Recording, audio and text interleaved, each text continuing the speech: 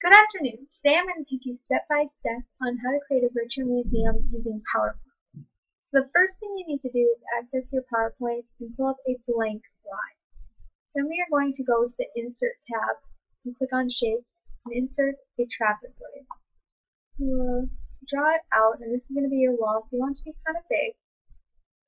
And we're going to rotate it like so that we're going to line it up on the side here. And we're going to copy and paste it so that our opposite wall is the same exact size. And we're going to rotate it around. And the dotted lines show that they are lined up with one another.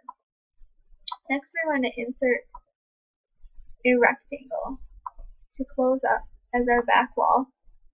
We're going to size it right in between these two,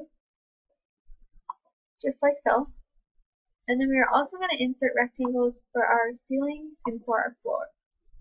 We want them to cover up the tops of our other shape, and then we're going to right click and go send to back. We'll do the same exact thing for our floor.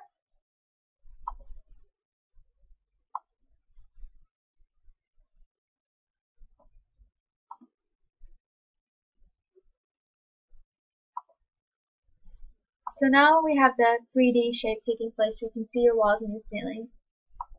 As you click on each, you can right click and go to Format Shape, and that will pull up this dialog box here that I already have open. And then you can go solid fill, no fill, whatever suits your fancy, and change the colors of your walls and your flooring. And I'm going to pattern fill my flooring with a brown and then just some stripes. And then once you do that, you're going to want to go back to Insert, and you're going to insert another trapezoid over the top of this one, like so. And then you're going to rotate it so it's equal once again. And these are going to contain your pictures. So on this next slide, I have a layout ready. So see, I already inserted another trapezoid, rectangle, and another trapezoid, and this is what I'm going to put my pictures in. And so I'm going to right click. I'm going to right click on my trapezoid here, and I want to go to Format Shape and open up your dialog box if it's not already open. I'm going to go to Picture or Texture Fill. And to insert a picture, you can go online, choose the clipboard, or go to File. And I have a file of my pictures that I would like to use. And these all came from Pixabay.com, which is a free internet source. So I entered my Earth in there, and then you will do the same thing in the other two slots for your other pictures.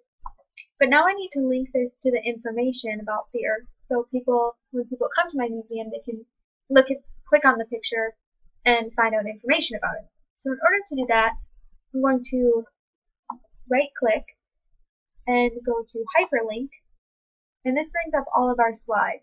Now slide 4 is where I have my information about Earth, so I'm going to click slide 4 and click OK. And here's my information that I've already typed up about the Earth. You can add as much as you please, but once they click on this, they need a way to get back to the museum. So we're going to insert a shape. In this case, I'm just going to choose an arrow and drop it down here on the bottom. And then if you have it selected, you can type right into it. And I'm just going to type back. Then I'm going to highlight back and right click once again and hyperlink it back to my slide 3, which is my museum. And then I can click OK. So then when you click your slideshow to play, I'm going to play from this current slide. When I click on Earth, it'll bring me to my page about my facts on Earth. And then when I click my back tab, it'll bring me back to the museum. So there you have your step-by-step tutorial on how to create a virtual museum. And I will show you one that I created with my starting outside. I have the name of my museum, then I hyperlinked the door, so I can click on the door and enter it. And then I have each of my pictures with my back arrow and my information on each of them. And then once you get even more advanced, or if you want more rooms, you can hyperlink a little sign to a new slide, which I have yet to complete. But until then, I hope you have learned how to create a virtual museum, and I hope you can use this information to help you in the future. Thank you for watching.